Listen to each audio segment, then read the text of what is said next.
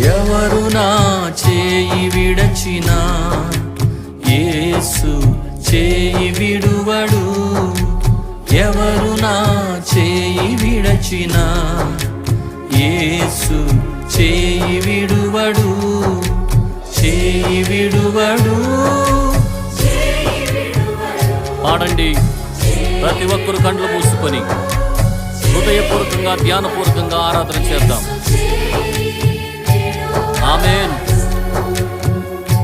యేసు చేయి విడువాడు,